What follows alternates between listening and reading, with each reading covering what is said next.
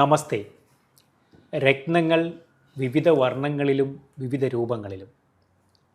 അറിയാം രത്നങ്ങളെക്കുറിച്ച് രത്നശാസ്ത്രയിൽ. കൂടെയുള്ളത് ഉണ്ണികൃഷ്ണൻ ശിവാസ്. രത്നശാസ്ത്രയിലേക്ക് സുസ്വാഗതം സാർ. നമസ്കാരം. നമസ്തേ. നമ്മൾ വളരെ കളർഫുള്ളായിട്ടുള്ള എപ്പിസോഡുകളിൽ കൂടിയാണ് നമ്മൾ കടന്നു പോകുന്നത്. രത്നങ്ങളെക്കുറിച്ചും അതിൻ്റെ പ്രത്യേകതകളെക്കുറിച്ചും നമ്മൾ ചർച്ച ചെയ്യുന്നു. അതുകൂടാതെ നമ്മൾ ധാരാളം വിവരങ്ങളും ഇതിനകത്ത് ഉൾപ്പെടുത്തി പോകാറുണ്ട്. ഒരു ഈ കഴിഞ്ഞ ദിവസം നമുക്ക് വന്ന ഒരു പ്രേക്ഷകൻ്റെ ഒരു റിപ്ലൈ ആണ്. അതായത് നമ്മൾ പണ്ട് ചെയ്തിട്ടുള്ളൊരു എപ്പിസോഡാണ്. പണ്ട് എനിക്ക് കുറച്ച് നാൾ മുമ്പ് ചെയ്തിട്ടുള്ള പാലക്കാട് നിന്നുള്ളൊരു പ്രേക്ഷകൻ നമ്മളോട് പറഞ്ഞു, യെല്ലോ സഫയറിനെ കുറിച്ച് പലയിടത്തും ഇതിനെക്കുറിച്ച് പല വിവരങ്ങൾ കേട്ടിട്ടുണ്ട്. ഇൻ്റർനെറ്റിൽ നിന്നും മറ്റ് സ്ഥലങ്ങളിൽ നിന്നൊക്കെ ഇതിനെക്കുറിച്ച് കുറേ വായിച്ചിട്ടുണ്ട്. പക്ഷേ എന്നിരുന്നാൽ പോലും ഇതിനെക്കുറിച്ച് വളരെ വ്യക്തമായിട്ട് ഒരു അറിവ് കിട്ടിയത്. അതെ, അദ്ദേഹം എഴുതിയിരുന്നത് ഇതാണ്: രത്നങ്ങൾ വാങ്ങാൻ ആഗ്രഹിക്കുന്ന ആൾക്കാർക്കുള്ള ഒന്നാന്തരം ഒരു പ്രോഗ്രാമാണ് രത്നശാസ്ത്രം. അദ്ദേഹത്തിന് ജനം ടി വി ആയിട്ടും അതിൻ്റെ തലപ്പത്തുള്ള ചില ആൾക്കാരുമായിട്ടൊക്കെ വളരെ ബന്ധമുണ്ട് എന്ന് അദ്ദേഹം പറഞ്ഞു. ആരൊക്കെയാണെന്നൊന്നും പറഞ്ഞിരുന്നില്ല, എനിക്ക് നല്ല ബന്ധമുണ്ട്. അപ്പോൾ ഈ പ്രോഗ്രാമിൽ യെല്ലോ സഫയറിനെ കുറിച്ച് പറഞ്ഞത് വളരെ ഇൻഫർമേറ്റീവായിട്ടുള്ള ഒരു പ്രോഗ്രാമാണ്. ഞാൻ കോട്ടയത്ത് വരുമ്പോൾ സാറിനെ ഒന്ന് കാണുന്നുണ്ട് എന്നൊക്കെ പറഞ്ഞ് ജസ്റ്റ് വൈൻഡപ്പ് ചെയ്തു. അപ്പോൾ നമ്മൾ ഇൻഫർമേഷൻസ് എന്ന് പറയുന്നത് രത്നങ്ങൾ എന്ന് പറഞ്ഞിട്ട് കേവലം നമ്മൾ രത്നങ്ങൾ വാങ്ങാൻ ഉദ്ദേശിക്കുന്ന ആൾക്കാർ കുറച്ച് ഇതിനെക്കുറിച്ചുള്ള ഒരു ഇൻഫർമേഷൻസും ഈ രത്നങ്ങളുടെ ക്യാരക്ടറിസ്റ്റിക്സും ഒക്കെ കുറച്ചൊക്കെ ഒന്ന് മനസ്സിലാക്കിയെടുക്കണം. കൈകാര്യം ചെയ്യുമ്പോൾ തേഞ്ഞു പോകുന്നതും പെട്ടെന്ന് ഉടവ് പറ്റാൻ പറ്റുന്ന രത്നങ്ങൾ ഇങ്ങനെ. അപ്പോൾ ഞാൻ വാങ്ങി ധരിച്ചിരിക്കുന്നത് പെട്ടെന്ന് പൊട്ടിപ്പോകുന്ന രത്നമാണോ, അല്ലെങ്കിൽ ഞാൻ എങ്ങനെയാണ് ഉപയോഗിക്കേണ്ടത് ഒക്കെ ഉള്ള ഇൻഫർമേഷൻസ് കളക്ട് ചെയ്യണം. ആരും പറഞ്ഞു തന്നില്ലെങ്കിലും അവർ ചോദിച്ച് മനസ്സിലാക്കുമോ എങ്ങനെ ചെയ്ത് വേണം രത്നങ്ങൾ ഉപയോഗിക്കുമ്പോൾ നമ്മൾ പല കാര്യങ്ങളും ശ്രദ്ധിക്കേണ്ടതായിട്ടുണ്ട്. പക്ഷേ നമ്മൾ ചെയ്യുന്ന ഓരോ എപ്പിസോഡുകളിൽ ഈ പ്രോഗ്രാം ഓരോ പ്രേക്ഷകരെയും ഈ രീതിയിലൊക്കെ അവർക്ക് ഉപകാരപ്പെടുന്നുണ്ട്, അല്ലെങ്കിൽ അവർക്കത് വളരെ ഹെൽപ്ഫുൾ ആകുന്നുള്ളത് അറിയുന്നതിൽ നമുക്ക് തന്നെ വലിയ ഒരു സന്തോഷം ഒക്കെ തോന്നുന്ന ഒരു നിമിഷമായിരുന്നു. അതെ അതെ അതെ എനിക്ക് നമ്മൾ പറഞ്ഞ പോലെ തന്നെ വളരെ കളർഫുള്ളായിട്ടുള്ള അല്ലെങ്കിൽ വിവിധ വർണ്ണങ്ങളിലുള്ള രത്നങ്ങളെക്കുറിച്ച് നമ്മൾ പറയാറുണ്ട്. ഈ കളറെ അല്ലെങ്കിൽ വിവിധ വർണ്ണങ്ങളെക്കുറിച്ച് പറഞ്ഞപ്പോഴാണ് മറ്റൊരു പ്രേക്ഷകൻ ചോദിച്ച ഒരു സംശയം ഒന്ന് ചോദിക്കാനായിട്ട് ആഗ്രഹിക്കുകയാണ്. അതായത് ഈ ബ്ലൂ സഫയർ പോലെ തന്നെ അല്ലെങ്കിൽ അതുപോലെ തന്നെ കളറിൽ വരുന്ന ഒരു രത്നത്തെക്കുറിച്ച് ഒരു പ്രേക്ഷകനെ അയോലൈറ്റ് എന്ന് പറയുന്ന രത്നത്തെക്കുറിച്ചാണ് ചോദിച്ചിരിക്കുന്നത്. അയോലൈറ്റ് എന്ന് പറയുന്നത് stone of vision, stone of vision, water stone എന്ന് പറയും. ഓക്കെ. അതായത് ഒരു mixer of iron and magnesium silicate. ആ സ്റ്റോണിൻ്റെ ഒരു പ്രത്യേകത. മാഗ്നീഷ്യത്തിൻ്റെ ലെവലൊക്കെ അതിനകത്ത് നന്നായിട്ട് ഉള്ള ഒരിതാണ്. ഒരു പർപ്പിൾ കളറുള്ള സ്റ്റോണാണ്. ഒരുപാട് സവിശേഷതകൾ ഉണ്ട് ഈ സ്റ്റോൺ. ഒരു ഹീലിംഗ് പ്രോപ്പർട്ടീസ് ഉള്ള സ്റ്റോണാണ്. ശരിക്കും നമ്മളെ ത്രോട്ട് ചക്ര ആയിട്ട് കണക്റ്റഡ് ആണ് അതിൻ്റെ കളർ. ത്രോട്ട് ചക്രയായിട്ട് ഉണ്ട്. പിന്നെ അതുപോലെ തന്നെ ഇൻറ്റ്യൂഷൻസ് നമുക്ക് കിട്ടാനായിട്ട്. ബ്ലൂ സഫയറിൻ്റെ സബ്സ്റ്റിറ്റ്യൂട്ട് രത്നങ്ങളിൽപ്പെടുന്ന ഒരു പ്രമുഖ രത്നം എന്ന് തന്നെ പറയാം. അമെത്തിസ്റ്റ് പോലെ തന്നെ അമെത്തിസ്റ്റ്, അയോലൈറ്റ് ഒക്കെ മെഡിസിനൽ പ്രോപ്പർട്ടീസ് നന്നായിട്ടുള്ള രത്നങ്ങളാണ്. എനിക്കൊന്ന് മുമ്പുള്ളൊരു എപ്പിസോഡിൽ നമ്മൾ ഈ അമെത്തിസ്റ്റിനെ കുറിച്ച് നമ്മൾ കൂടുതലായിട്ട് ചർച്ച ചെയ്തിരുന്നു. ഒരു ഡീടോക്സിഫിക്കേഷൻ കാര്യങ്ങൾക്കൊക്കെ വളരെ ഹെൽപ്ഫുൾ ആയിട്ടുള്ള ഒരു സ്റ്റോണാണ് നമ്മൾ പറയുന്നത്. അതുപോലെ നമുക്കുണ്ടാകുന്ന അഡിക്ഷൻസിനെ പുറത്തു വരാനായിട്ട് നമ്മളത് ആ ഒരു ഹെൽപ്പ് ചെയ്യുന്നു. അമെത്തിസ്റ്റിന് അങ്ങനെ പ്രത്യേകതയുണ്ട്. അമെത്തിസ്റ്റും അയോലൈറ്റ്സും ഒക്കെ നമുക്കൊരു ഡീടോക്സിഫിക്കേഷൻ ആണ് തരുന്നത്. മെഡിസിനിലാണ് തരുന്നത്. നമ്മൾ അറിയുന്നില്ല. അത് നമ്മളൊരു കല്ല് വാങ്ങിയിടുമ്പോൾ നമ്മൾ അത് അറിയുന്നില്ല, അത് എത്രമാത്രം അതിനകത്ത് നമ്മൾ പ്രവർത്തിക്കുന്നുണ്ട്, നമ്മൾ മാറ്റങ്ങൾ വരുന്നുണ്ട്, പ്രത്യക്ഷത്തിലുള്ള മാറ്റം. ഇപ്പോൾ ആൾക്കാരെപ്പോഴും കല്ല് വാങ്ങി ധരിച്ചാൽ ഇൻക്രിമെൻ്റ് കിട്ടിയില്ല, അങ്ങനെ കണക്ട് ചെയ്യും. അങ്ങനെ നിങ്ങൾ കണക്ട് ചെയ്യുകയേ ചെയ്യരുത്. അത് പ്രവർത്തിക്കുന്നത് വേറെ പല രീതികളിലായിരിക്കും. അത് പ്രവർത്തിക്കുന്ന വിവിധ തരത്തിലായിരിക്കും. നമുക്ക് ശാരീരികമായിട്ടുള്ള പല കാര്യങ്ങളും കറക്ഷൻസ് വരും. പല രത്നങ്ങളിലും അടങ്ങിയിരിക്കുന്ന കണ്ടൻസ് അതാണ്. ഓക്കെ. ഇപ്പോൾ കോറൽസൊക്കെ ഉപയോഗിക്കുമ്പോൾ കാൽഷ്യമാണ് നമുക്ക് കിട്ടുന്നത്. കാൽഷ്യം നമുക്ക് ശരീരത്തിനും ശക്തിയും ഒക്കത്തെ മനസ്സിന് ബലം, റെഡ് കോറൽസ് ഇപ്പോഴും അനുയോജ്യമായവർക്ക് കേട്ടോ. ഓക്കെ, അത് പ്രത്യേകം അത് എപ്പോഴും ഞാനെപ്പോഴും പ്രത്യേകം പറയുന്നതാണ്. അനുയോജ്യമാണെങ്കിൽ. ഇപ്പോൾ സാറ് പറഞ്ഞു ഈ അയലോയിറ്റ് എന്ന് പറയുന്ന സ്റ്റോണ് ബ്ലൂ സഫയറിൻ്റെ ഒരു സബ്സ്റ്റിറ്റ്യൂട്ട് അല്ലെങ്കിൽ ഉപരത്ന കാറ്റഗറിയിൽ വരുന്ന ഒരു രത്നമാണെന്ന് പറഞ്ഞു. ഇപ്പം ബ്ലൂ സഫയർ ഒരു 2 ക്യാരറ്റ് അല്ലെങ്കിൽ 3 ക്യാരറ്റ് ഉപയോഗിക്കുന്ന ഒരു വ്യക്തിക്ക് ഈ അയലോയിറ്റിൻ്റെ ഒരു സ്റ്റഡോ അല്ലെങ്കിൽ ഒരു പെൻഡൻറ്റോ അങ്ങനെ ഉപയോഗിക്കുന്ന തീർച്ചയായിട്ടും അതൊരു ക്ലെൻസിങ്ങോടെ നടക്കും. ഒരു പ്രോസസ്സ്, ക്ലെൻസിങ് പ്രോസസ്സ് നടക്കും. നമുക്കൊരു സഫയർ യൂസ് ചെയ്യുമ്പോൾ ബ്ലൂ സഫയർ ഞാൻ കല്ലിട്ടിട്ടുണ്ടല്ലോ, ഒരു ബ്ലൂ സഫയർ ഉണ്ടല്ലോ, ഇങ്ങനെയല്ല ശരിക്കും പറഞ്ഞാൽ. നമുക്കിപ്പോൾ ഡിഫറെൻറ്റ് വെറൈറ്റീസ് ഓഫ് ഫ്രൂട്ട്സ് തന്നിട്ടുണ്ട്. അതെ, ഞാനിപ്പോൾ ഇന്നിപ്പോൾ പഴം കഴിക്കുന്നുള്ളൂ, പിന്നെന്തിനും ഇപ്പോൾ ഒരു ഓറഞ്ച് എടുത്ത് കഴിക്കേണ്ട കാര്യം അങ്ങനെ ചിന്തിക്കുമോ ആരെങ്കിലും? ഇല്ല, ചിന്തിക്കാൻ പാടില്ല. എപ്പോഴും ഇതിൻ്റെയൊക്കെ മിക്സറുകൾ ഉപയോഗിക്കും. ഇപ്പോൾ ജ്യൂസൊക്കെ വരുന്നത് ഡിഫറെൻറ്റ് വെറൈറ്റീസ് ഓഫ് ബെറീസിൻ്റെയൊക്കെ ജ്യൂസ് വരും. മിക്സപ്പ് ചെയ്ത് കഴിക്കണം നമ്മൾ. ഇപ്പോൾ 2 ദിവസം ക്യാരറ്റ് ജ്യൂസ് കഴിച്ചാൽ വേണമെങ്കിൽ ഒരു 2 ദിവസം ഓറഞ്ച് ജ്യൂസ് കഴിക്കാം, മാറി മാറി കഴിക്കുക, ഒരുമിച്ച് കഴിക്കുക, എങ്ങനെ വേണമെങ്കിലും ചെയ്യാതെ.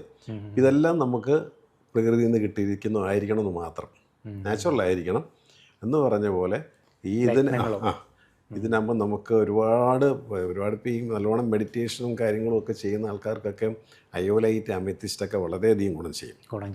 ഇപ്പോൾ അതുപോലെ തന്നെ സാറ് പറഞ്ഞൊരു കാര്യമായിരുന്നു, ഇത് ത്രോട്ട് ചക്രയായിട്ടും കൂടെ കണക്റ്റഡ് ആണ്. അപ്പോൾ ആ ഒരു ത്രോട്ട് ചക്രേനെ നമുക്ക് ഒന്നുകൂടെ ഒന്ന് ആക്ടിവേറ്റ് ചെയ്യാനോ അല്ലെങ്കിൽ ഈ ഒരു രത്നം ഹെൽപ്ഫുൾ ആണ് അല്ലേ? അത് നല്ല പ്രാണായാമം, നല്ല ബ്രീത്തിങ് മെഡിറ്റേഷൻസ് ഒക്കെ ചെയ്യുകയും ഹൈലൈറ്റ്സ് ഉപയോഗിക്കുകയും ചെയ്യുമ്പോഴും കുറച്ചും കൂടെ എഫക്റ്റ് വരും. പല കാര്യങ്ങൾ ഇതിനകത്ത് നമ്മൾ ഇൻവോൾവ് ചെയ്യണം. ഒരു കാര്യം മാത്രമല്ല, അതിനെ സപ്പോർട്ട് ചെയ്യുന്ന വെള്ളം കുടിക്കുക മാത്രം കൊണ്ട് മനുഷ്യന് ജീവിച്ചു പോകാൻ പറ്റുമോ? ഇല്ല. അതുപോലെ സൂര്യപ്രകാശം കിട്ടണം, വ്യായാമം വേണം, വായു സഞ്ചാരം നല്ലത് വേണം, നല്ലോണം നല്ല ശുദ്ധജലം വേണം, ഇതെല്ലാം വേണ്ടേ?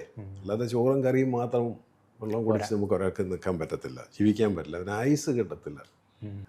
നമ്മളിപ്പം വളരെ കളർഫുള്ളായിട്ടുള്ള അല്ലെങ്കിൽ വളരെ ഇൻഫോർമേറ്റീവായിട്ടുള്ള ഒരു രത്നത്തെക്കുറിച്ചുള്ള ഒരു വിവരം പ്രേക്ഷകരോട് നമ്മൾ പങ്കുവച്ചു, അയലോയിറ്റിനെ കുറിച്ച് നമ്മൾ പറഞ്ഞു. പക്ഷെ നമ്മൾ ഈ ചർച്ച ചെയ്ത് വന്നിരുന്ന ഒരു കാര്യം എന്ന് പറഞ്ഞാൽ നമ്മൾ ശനിയുടെ പ്രത്യേകതകളെക്കുറിച്ചും 7.5 ശനിയെക്കുറിച്ചൊക്കെ മുമ്പുള്ള എപ്പിസോഡുകളിൽ നമ്മൾ പങ്കുവെക്കുകയുണ്ടായി. അപ്പോൾ അവിടെ നമ്മൾ പറഞ്ഞു വന്നിരുന്ന കാര്യം ഈ ശനിയുടെ ഒരു ഉച്ച സ്ഥിതിയെക്കുറിച്ച് അല്ലെങ്കിൽ എക്സോൾഷൻ അതിനെക്കുറിച്ചാണ് നമ്മൾ പറഞ്ഞിരുന്നത്.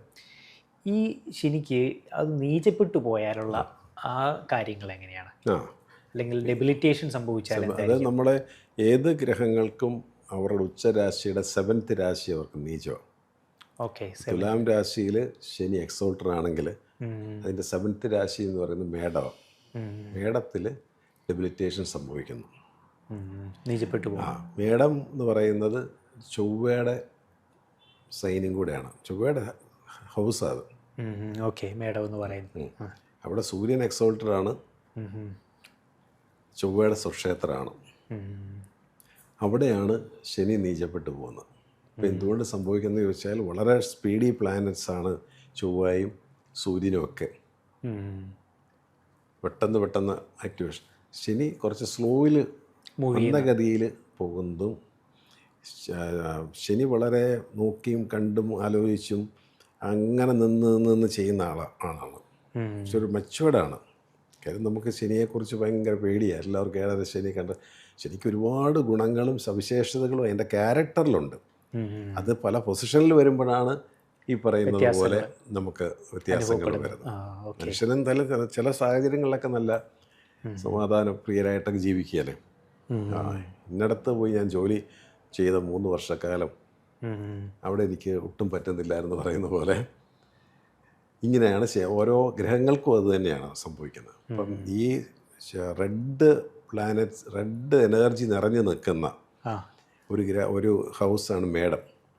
കാരണം അവിടെ സൂര്യൻ എക്സോൾഷൻ ഉണ്ട്, ചന്ദ്രൻ ചൊവ്വയുടെ സ്വന്തം ക്ഷേത്രം, ഓൺ ഹൗസാണ്, റെഡ് എനർജിയാണ്. അപ്പം അതിൽ ഈ ബ്ലൂ എനർജിക്ക് പെർഫോം ചെയ്യാനായിട്ട് പറ്റുന്നില്ല. അത്ര ചട്ടപ്പട്ടയെന്ന് ചൊവ്വയാണെങ്കിൽ മിനിറ്റ് വെച്ച കാര്യങ്ങൾ, കാരണം ഒരു സേനാധിപതിയാണല്ലോ, സഡൻ ആക്ഷൻസ് ആണ്. സൂര്യനാണേലും മോശമല്ല. അപ്പം അവിടെ ഡെബിലിറ്റേഷൻ സംഭവിക്കുന്നു. ഡെബിലിറ്റേഷൻ സംഭവിക്കുമ്പോൾ എന്താണ് ഇവിടെ സംഭവിക്കുന്നതെന്ന് ചോദിച്ചാൽ, ഇതുപോലെ ഉള്ള ശനിയുടെ ദശാകാലങ്ങൾ ഈ പറഞ്ഞ ഏഴര ശനി, കണ്ട ശനി, ഇങ്ങനെയുള്ള കാര്യങ്ങളുണ്ടല്ലോ. ഇതിലൊക്കെ വരുമ്പം ഈ നമുക്ക് നീചപ്പെട്ട് നിൽക്കുന്ന ശനി നമ്മളെ കുറച്ചൊന്ന് വിഷമിപ്പിക്കും.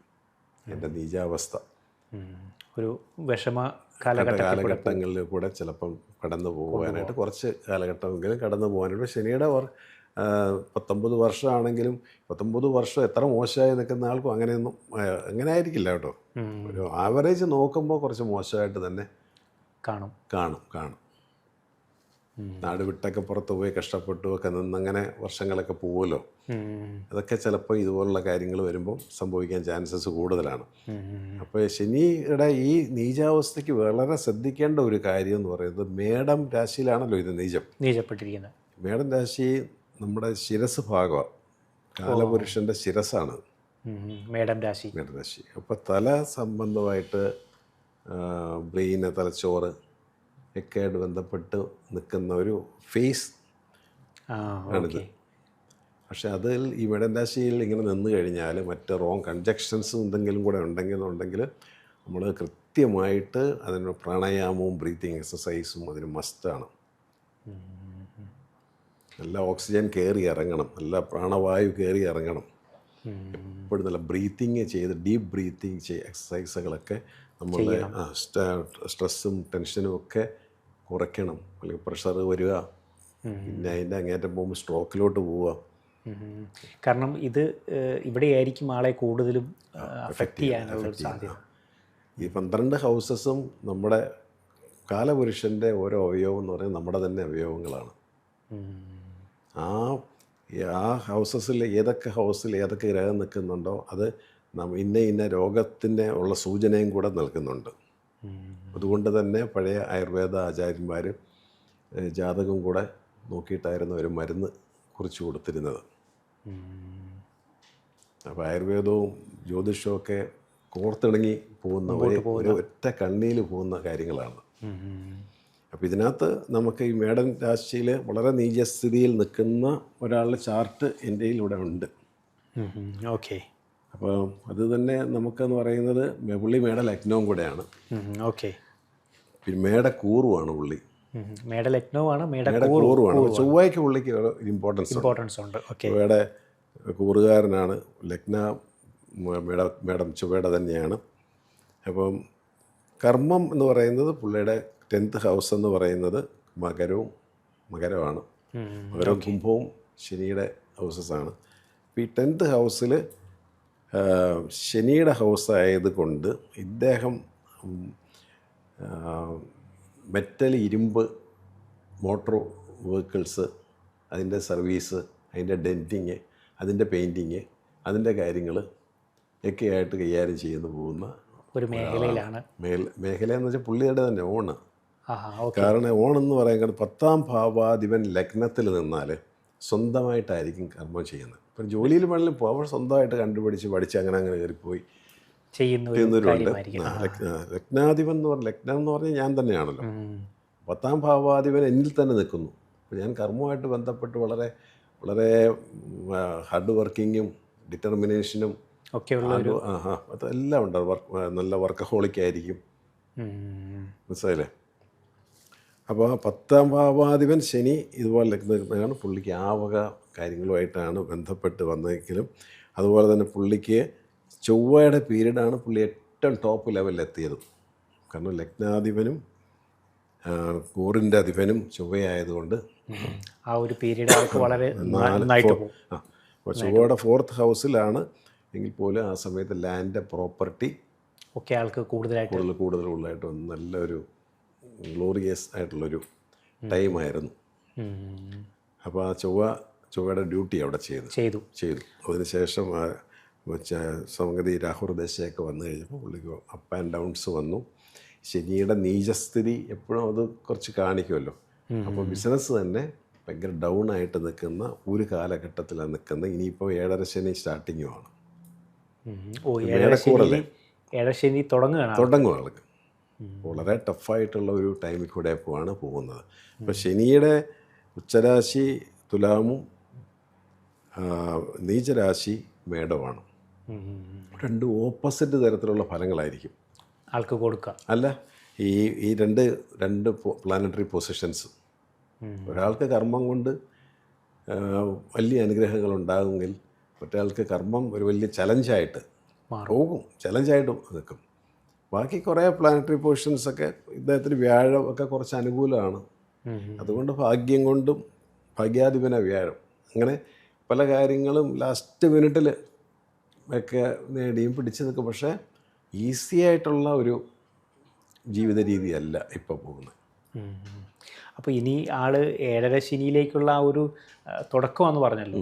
ഇനി മുമ്പോട്ട് പോകുമ്പോൾ ആൾക്ക് 7.5 ശനി രാഹു 12 നിൽക്കുന്നു. 7.5 ശനി സ്റ്റാർട്ട് ചെയ്യുന്നു. തന്നെയല്ല രാഹു കേതുക്കളുടെ ഇടയിലെ ഗ്രഹങ്ങളെല്ലാം നിൽക്കുന്നതിന് കാലസർപ്പദോഷം എന്ന് പറയുന്നത് അതിൻ്റെ ഡിഗ്രിയൊക്കെ വെച്ച് പുള്ളി 100% കാലസർപ്പദോഷമുണ്ട്. അപ്പോൾ ഒരു സൈഡിൽ എല്ലാം കോൺസെൻട്രേറ്റഡ് ആയിപ്പോൾ ഇങ്ങനെ നിൽക്കുന്ന വരയ്ക്കേണ്ട ഇത് നേരെ അതിന് ക്രോസ് വന്നപ്പോൾ സൈഡിൽ ബ്ലാങ്ക് ആയിപ്പോയി. അപ്പോൾ ഉന്തിയും തള്ളി മേളിൽ കൊണ്ട് കയറ്റി പിന്നെയും പഴയ പോലെ സ്നേക്ക് ആൻഡ് ലാഡർ കളിക്കുന്ന പോലെ ഒരു ലൈഫ് ഇദ്ദേഹത്തിന് സംഭവിക്കുക. ഈ ബർത്ത് പ്രീവിയസ് കർമ്മ എഫക്റ്റാണ്. ഒന്നും ചെയ്യാൻ പറ്റത്തില്ല. കുറേയൊക്കെ നമുക്ക് അനുഭവിക്കും, കുറേയെല്ലാം കാര്യങ്ങൾ നമുക്ക് ചെയ്തെടുക്കാൻ പറ്റും. ഇപ്പം എല്ലാ ഗ്രഹങ്ങളും അല്ല, വ്യാഴവും ചൊവ്വയൊക്കെ നന്നായിട്ട് ഇതുണ്ട്. അപ്പം എന്നോട് ഞാൻ പറഞ്ഞ കോറൽസ്, യെല്ലോ സഫയർ ഇങ്ങനെയുള്ള സ്റ്റോണുകൾ ഒക്കെ ഉപയോഗിക്കാനായിട്ട് പറഞ്ഞിരിക്കുകയാണ്. ഒരു വ്യക്തിയുടെ ചൊവ്വയുടെ ആ ഒരു പീരീഡിലൊക്കെ ആൾക്ക് മാക്സിമം ആളെ ആ പെർഫോമൻസ് ഒക്കെ കഴിഞ്ഞു. പക്ഷേ അത് കഴിഞ്ഞിപ്പം ആൾക്കൊരു സ്ട്രഗ്ലിംഗ് സ്റ്റേജിലൂടെയാണ് ആൾ കടന്നു പോകുന്നത്. അതോടൊപ്പം തന്നെ 7.5 ശനിയും കൂടെ ആൾക്ക് തുടങ്ങുകയാണ്. അപ്പോൾ ഇനിയുള്ള മുമ്പോട്ടുള്ള കുറച്ച് സമയവും ആൾക്ക് കുറച്ച് ചലഞ്ചസ് ഉണ്ടാവാനുള്ള ഒരു സാധ്യതയാണ് നമ്മൾ ആ ചാറ്റിൽ പറഞ്ഞത്. പിന്നെ കാലസർപ്പദോഷം, ശനിയുടെ നെഗറ്റിവിറ്റി. ശനി എക്സോൾട്ടഡ് ഒക്കെ ആയിട്ടുള്ള ആൾക്കാർ, അങ്ങനെയുള്ളവർക്ക് ഈ ശനിയുടെ ദശാകാലങ്ങളും നല്ലതായിരിക്കും.